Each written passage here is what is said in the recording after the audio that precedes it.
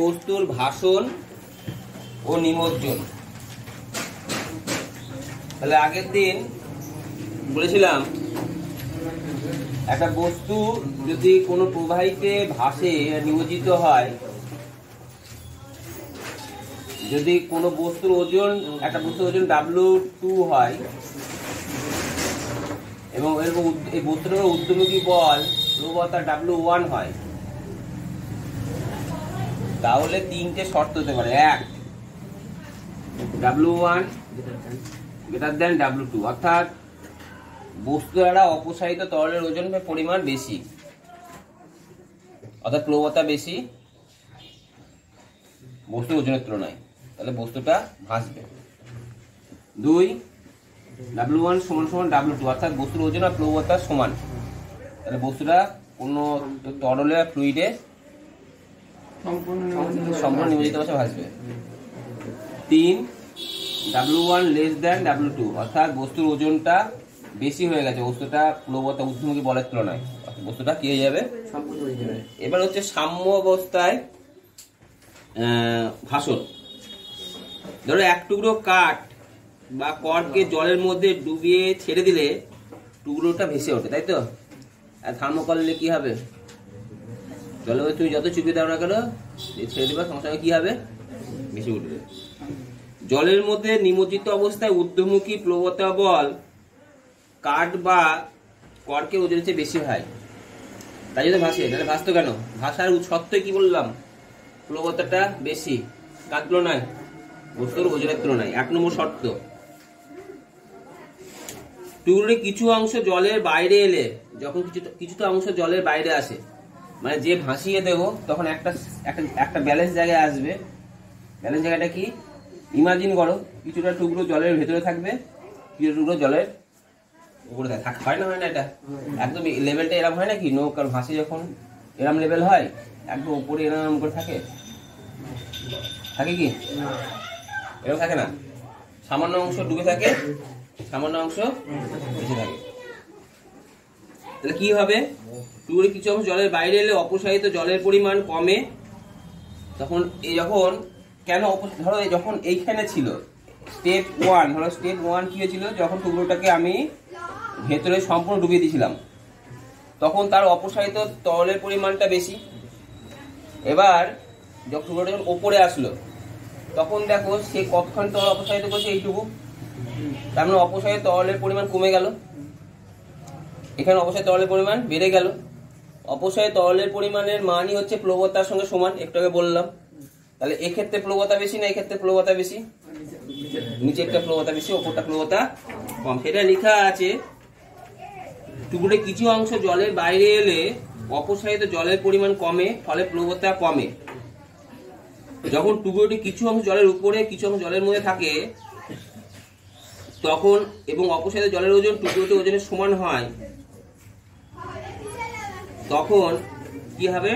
টুকরোটি জলের মধ্যে আংশিক নিমজ্জিত অবস্থায় স্থির হয়ে ভাসবে। একটা শর্ত, একটা স্টেবল জায়গা হবে। যখন দেখা গেল এমন একটা সময় আসলো যে এই যে তোমার যে পরিমাণ এটা তোমার কি বললাম বেশ, কর্ক বা কাঠটা যে পরিমাণ তরল অপসারিত করেছে, তার ওজন অর্থাৎ প্লবতা এই বস্তুর ওজনের সঙ্গে সমান হয়ে গেছে, সমান হয়েছে। শর্ত সমান হলে কি হবে? তরলের মধ্যে নিমজ্জিত অবস্থায় ভাসবে। বুঝতে পারলাম? তো সেটাই হচ্ছে, কারণ যত নিচে থাকবে বস্তুর ওজন, নিমজ্জিত বস্তুর অপসারিত তরলের ওজন কি বেশি না কম? বেশি, ফলে প্লবতা বেশি। কার তুলনায়? ওজনের তুলনায়। কারণ ওজন সবসময় কোন দিকে কাজ করে? নিচের দিকে, আর প্লবতা উপর দিকে। তাহলে এক্ষেত্রে অপসারিত কি হয়েছে? অপসারিত জলের ওজন কমে গেছে, অর্থাৎ প্লবতা কমে গেছে আগের তুলনায়। এটার তুলনায় এটা ফার্স্ট স্টেপ, এটা সেকেন্ড স্টেপ। ফলে কি হবে? বস্তুটা ওজনটা কি হবে? একটু বাড়বে। কার তুলনায়? প্লবতাটা একটু কমবে। প্লবতা কমার জন্য কি হবে? বস্তুটা আংশিক নিমজ্জিত অবস্থায় ভাসবে। বুঝতে পারলাম? এবার বলছে যে তোমার যদি এবার স্টেপ 2 তে বলছে যে স্টেপ 2 তে এই 2 নম্বর শর্ত কি বলছে, বস্তুর ওজন আর বস্তুর প্লবতা, বস্তুর ওজনটা বস্তুর অপসারী তরলের ওজনের সঙ্গে সমান হয়ে গেছে, তখন কি হবে, বস্তুটা আংশিক নিমজ্জিত অবস্থায় ভাসবে। কেমন হয়ে ভাসবে? স্থির হয়ে ভাসবে। প্রবাহী যদি চলমান না হয় তখন কি হয়ে ভাসবে? স্থির হয়ে ভাসবে। আমরা জানি কর্কের একটি টুকরো জলের মধ্যে রাখলে সেটি জলে আংশিক নিমজ্জিত অবস্থায় ভাসে। কখনো দেখবে একটা মুখ নেবে, বোতলের মুখটি নেবে বা কর্ক নেবে, রাবারের ছিপিটাকে কর্ক না, হোমিওপ্যাথি দোকানে কর্ক হয়, যে মাথায় আটকে দেয় না, কাঁচের শিশিতে আটকে দেয় না, থার্মোকলের হয় না, ভারী টাইপের, দেখবা ফেলে দিবা, দেখবা সুন্দর করে অর্ধেকটা মানে ওই জলের মধ্যে দিবা, তো দেখবা অর্ধেকটা নাচতে নাচতে ভাসে, মানে এদিকে যায় এদিকে যায়, কিছুক্ষণ পরে সেটা কে যাবে, স্থির হয়ে যায়, দেখবা আংশিক এরকম অবস্থায় স্টেবল হয়ে ভেসে যাবে। ঠিক আছে, নেক্সট, কর্কের টুকরোটি স্থির হয়ে ভাসার শর্ত কি বলেছিলাম? স্থির হয়ে ভাসার শর্ত কি? কি সমান, কি বললাম একটু আগে? মানে বস্তুর W1 মানে কি? বস্তুর প্লবতা, মানে বস্তুর অপসারী তরলের ওজন, অর্থাৎ ঊর্ধ্বমুখী প্লবতা, বল প্লবতা কার সঙ্গে সমান? ওজনের সঙ্গে সমান। কর্কের টুকরোটি স্থির হয়ে ভাসার শর্ত হলো সেটি সাম্যাবস্থায় রয়েছে, স্টেবল। সাম্যাবস্থা মানে স্টেবল অবস্থায় রয়েছে, কয়েকটি জলের মধ্যে ডুবে যাচ্ছে না, উপর দিকে উঠে আসছে না, আবার টুকরোটি ঘূর্ণন হচ্ছে না।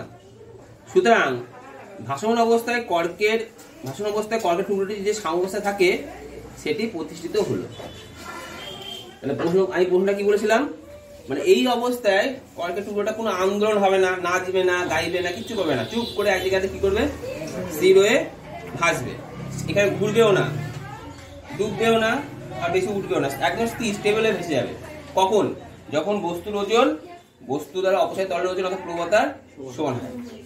এটাই হচ্ছে তোমার একটা বস্তু স্থির হয়ে ভাসার দুটো শর্ত আছে। এক নম্বর শর্ত এটা, বলো কি শর্ত বললাম? হ্যাঁ, অর্থাৎ প্লবতা সমান, অর্থাৎ বস্তুর ওজন বস্তুরা অপসারী তরলের ওজনের সমান হয়। তাহলে আমি কি শিখলাম? তরলে ভাসমান বস্তু তার সাম্যাবস্থায় ভাসার শর্ত 1 নম্বর হচ্ছে কি শিখলাম? বস্তুর ওজন বস্তু দ্বারা অপসারিত তরলের ওজনের সমান হয়। আর 2 নম্বর, বস্তুর ভার কেন্দ্র আর প্লবতা কেন্দ্র একই উলম্ব রেখায় থাকবে। এটা হচ্ছে সাম্যাবস্থায় ভাসার শর্ত। ভার কেন্দ্র প্লবতা কেন্দ্র একই উলম্ব রেখায় থাকবে অর্থ কি? ধরো একটা জায়গায় তুমি কিছু ডুবিয়ে দিয়েছো, জিনিসটাকে কেমন করে ডুবিয়েছো, জিনিসটাকে এরকম করে ডুবিয়ে আছে,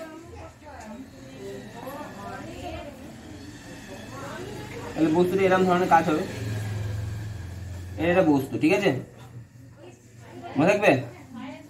তাহলে বস্তুর পৃথিবীর সমস্ত ভর তা কোথায় থাকে? কেন্দ্রে থাকে। তাহলে এই বস্তুটা সমস্ত ভর কোথায় থাকবে? তার কেন্দ্রবিন্দুতে। তাহলে এইখানে তার ভার কেন্দ্র কাজ করে। ভার কেন্দ্র মানে বস্তুর ওজন নিচের দিকে, আর প্লবতা কেন্দ্র কোন দিকে কাজ করবে? উপরের দিকে। এখানে কাজ করলো, এটা কি W2। তাহলে বলছে যে ভার, তাহলে এবার এটাকে যদি আমি বাড়িয়ে দিই,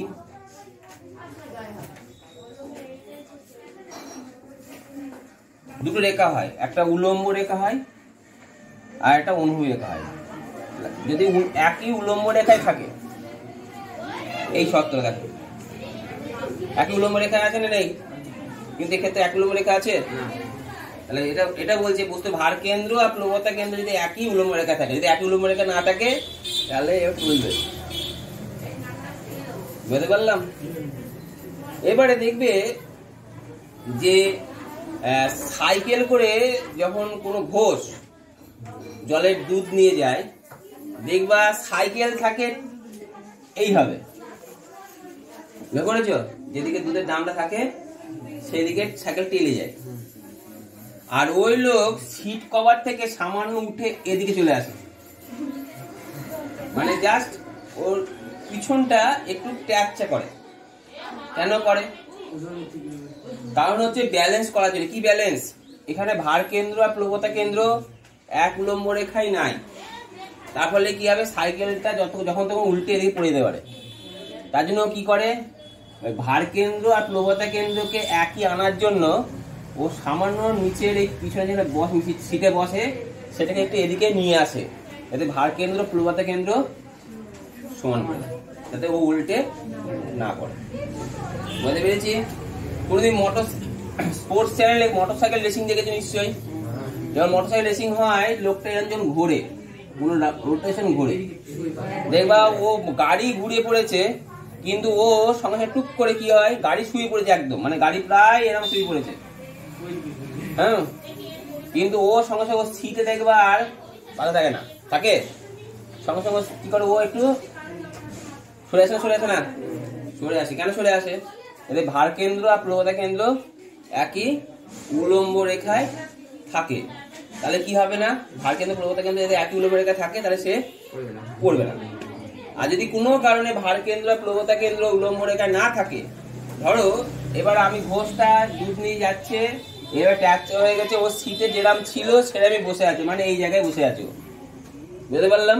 তখন কি হবে, উল্টে পড়ে যাবে। এটা অটোমেটিক্যালি হয়, মানে নিজে নিজে তৈরি হয়ে যাবে, যে ও বুঝতে পারবে কে যেন আমাকে এদিকে টানছে, কিন্তু এটা টানছে এদিকে ফেলার চেষ্টা করছে, আর ও তখন এই হাত দিয়ে চেপে চেপে প্রথমে হাত দিয়ে চেষ্টা করবে যে এটা আটকানোর, হাত দিয়ে আটকাতে পারবে না যখন, তখন কি হবে, নিজেকে আস্তে আস্তে আস্তে আস্তে সরাতে হওয়াতে দেবে না, এবার আমি কি হয়ে গেছি, অ্যাডজাস্ট হয়ে গেছি, তখন আর সরবে না। কেন সরবে না?